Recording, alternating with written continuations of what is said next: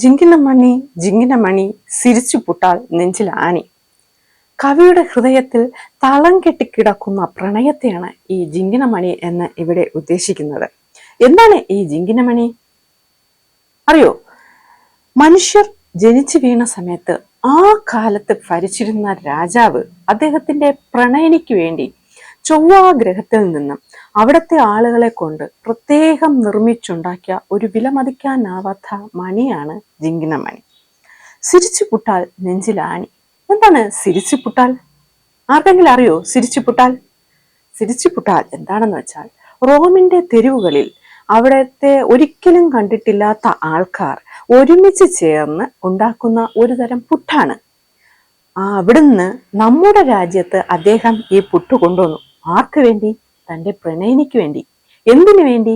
നെഞ്ചിലെ തറച്ചിരിക്കുന്ന വേദനയാകുന്ന ആണിയെ പറിച്ചു മാറ്റുന്നതിലേക്ക് വേണ്ടി. അപ്പോ നമ്മുടെ ഈ വരികളിലൂടെ നമ്മുടെ കവി ഉദ്ദേശിക്കുന്നത് എന്താണെന്നറിയുമോ? അദ്ദേഹത്തിന്റെ ജിങ്കിനമണി പോലുള്ള അദ്ദേഹത്തിന്റെ പ്രണയിനിക്ക് നെഞ്ചിലുണ്ടായ വേദന സിരിച്ചുപുട്ടാൽ എടുത്തു മാറ്റുകയാണ്. എന്ത് മനോഹരമായ വരികളാണ് അല്ലേ? അപ്പോ ഈ വരികൾ എഴുതിയ കവിയെ നമുക്കൊരു 2 മിനിറ്റ് എഴുന്നേറ്റ് നിന്ന് സ്മരിക്കാം. എല്ലാവരും ഒന്ന് എഴുന്നേറ്റേ.